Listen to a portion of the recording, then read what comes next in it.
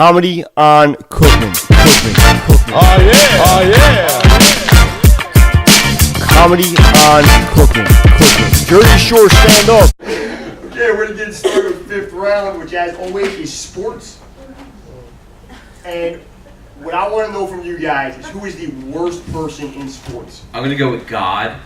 Everybody's always pointing to him, and if I'm an atheist athlete, I just think he's awful. And I go to church every Sunday too, so go figure. But I just think it's just annoying. One of mine is Mike Tyson, mainly because he released a 600-page autobiography, which is 600 pages of unmitigated insanity. He's a crazy person, and I didn't buy it. I got it out of the Long Branch Public Library, not because I'm a destitute homeless person, but because my views are, my taxes already bought those books, I might as well read them. Andrew, what do you got? I'm going to go with the CEO of OtterBox, right? Let me explain. With all the recent suicide problems in the NFL, I don't see why they don't do some pro bono work and design new homes. I think some of the worst. Very good. What do you got, Sean? Is anybody a Yankee fan?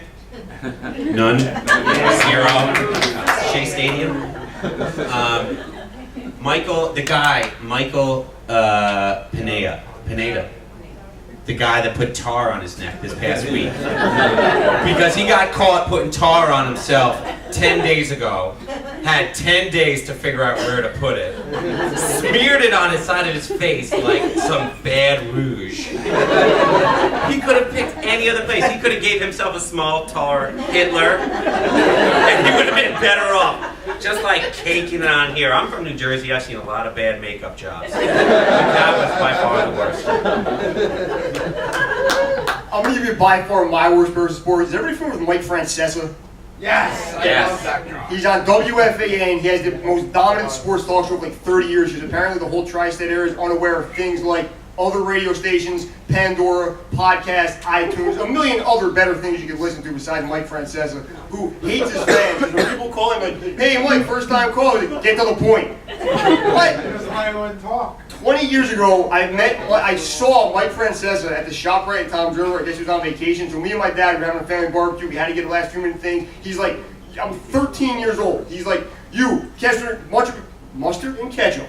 Me, hot dog hamburger buns. Meet me back at the register in 5 minutes. I go, there's Mike Francesa. I'm a starstruck 13-year-old. And I go, Mike Francesa, I love watching your show. This guy looks at me and goes, you don't watch the radio. And walked away from me.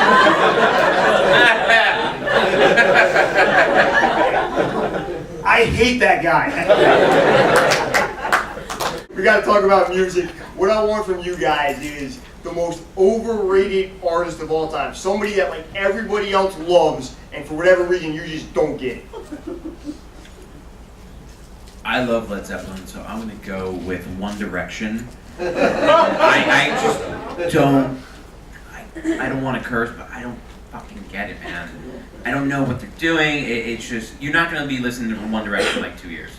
It's just so annoying, but they make so much money, and even Bieber, God bless him, great businessman, but fuck him, man. And I like Malibu. Andy, what do you think, man? I'm going to go with anybody who isn't Eddie Vedder as being overrated. He's just the perfect mix of poetry and masculine energy, Like, he's the type of guy you could snuggle or go hunting with.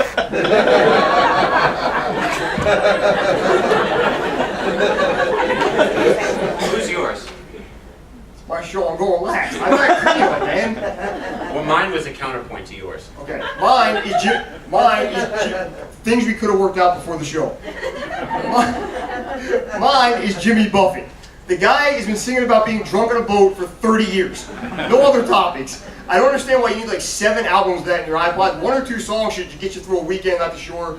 When anybody tells me they're going to Buffett, or myself, I want to go to Buffett, I am no longer friends with them. I can't deal with people that go to Buffett. And the last thing, if I ever get a chance to interview Jimmy Buffett, my one question is going to be is like, you have an empire of Margaritaville restaurants. You have more money than you ever spend in your lifetime. Why do you keep making this music? And in my mind, his answer will be because right now there's a guy that's about 48 years old. He's retired on some kind of state pension plan that we're all paying for with our taxes. He's got a strip mall in Florida eating wings, wearing a Hawaiian shirt, and I'm doing it for that guy. Sean, what do we got, man? I would like to stick up for Jimmy Buffett. I have been to Buffett, and I know people in this audience has too. Yeah. I had such a crazy time at one Buffett concert that I got so drunk in the parking lot, bought a fake ticket, walked up, everyone's just like, beep, beep, beep. I'm like, me too. They're like, bonk. Right? And all of a sudden, like, let's go out this way. And they took me out on the other side of the stadium. I think they gave me like a couple of dizzy bats on my way over there. Because I got out and I was like, I don't know where I am. Every car is dressed like a Mako. And I was just like, so all of a sudden I passed out and I woke up and I was in the back seat of a car moving. And I woke up and there were these two shadowy figures in front of me. And all of a sudden, like, you know, like you like pretend to know people. I'm like, oh, hey guys. And I'm like, where are we going? And the guy goes, this guy doesn't shut the fuck up. It was like the first thing I said. I was like, wow. And all of a sudden he goes, that's it, we're pulling over. And he pulls over to the side of the car and he goes, get the fuck out of the car. And all of a sudden the girl who was in the passenger seat, she goes, oh babe, but I really wanted to. And I was sitting in the back seat and I was just like, wait. Is it me and her? Or are they plotting to kill me? I never want to be the first guy to talk his way back into being murdered. I'm not going nowhere. Fine, stand me back here. So I got out.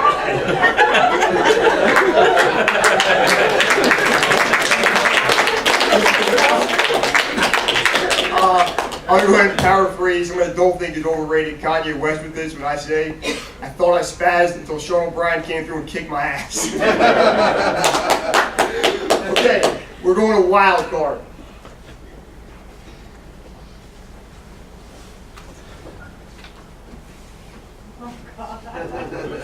Okay, what I want and would need from you guys is, I want your best celebrity story. Met, saw, sports, singer, actor, whatever. I'll go first this time. I met Jim Norton recently. You like Jim Norton? Yeah. I was drunk. I met him in the bathroom. Now, I'll have to explain a little bit to the ladies. There's a very important rule. Like when you're at the urinal, you don't like you have to say something, right? You look up. You go, oh man, this fucking weather, you know. But like, so I'm peeing, and somebody comes up to me, like this guy.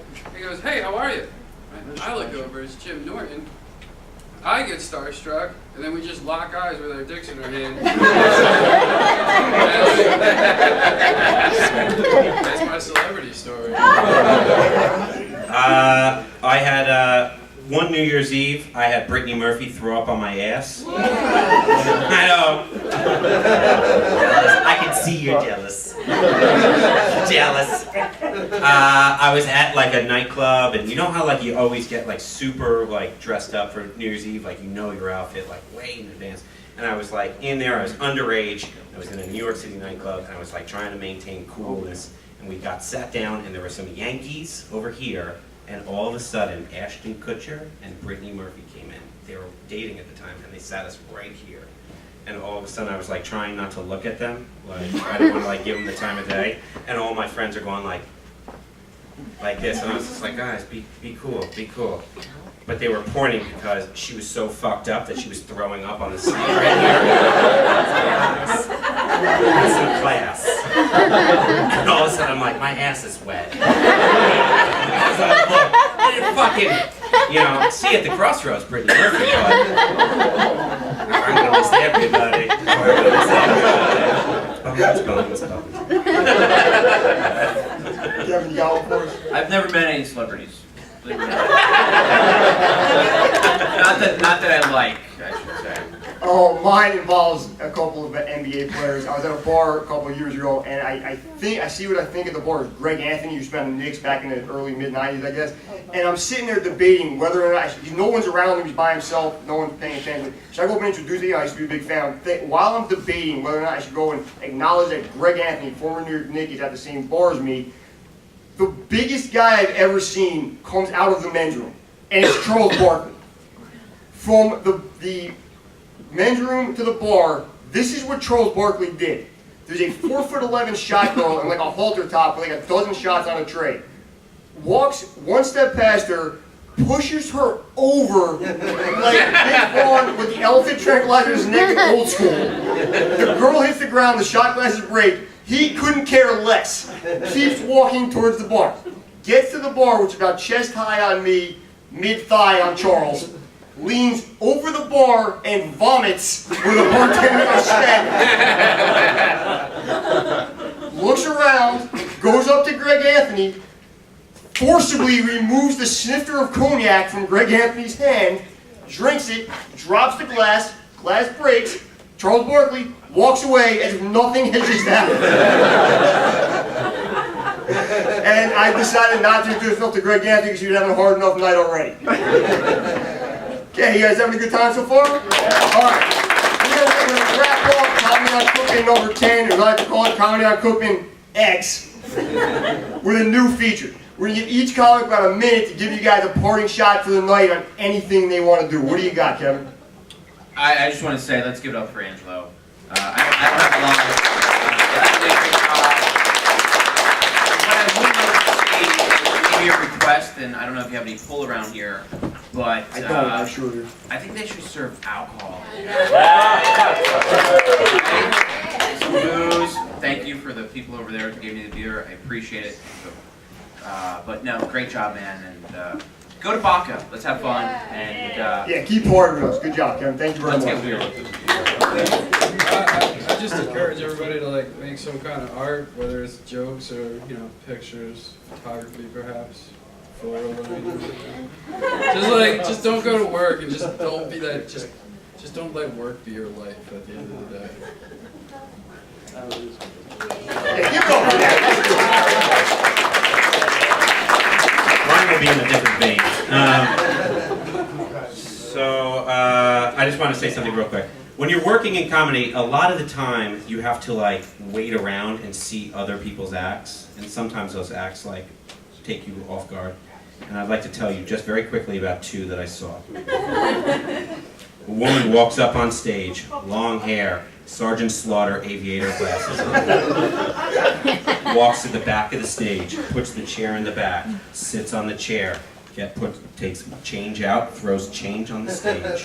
Just doesn't say a word. Everyone's so quiet. I'm like, what the fuck is this? She walks up to the mic and says the following. A bus fucked me in the ass.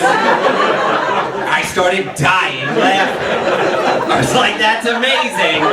Turns out, she got hit by an MTA bus, and they left her for dead, and it was this really sad story. That opening line. Another time, a woman was telling this beautiful story about her mother, who had just passed away, and she was telling this really sweet story about how kind her mom was. And she was detailing the mom's beauty, and she said, my mom, she was slender, tall, beautiful. Her hair, beautiful. Her eyes, big, beautiful blue eyes. And she goes, oh, her dimples.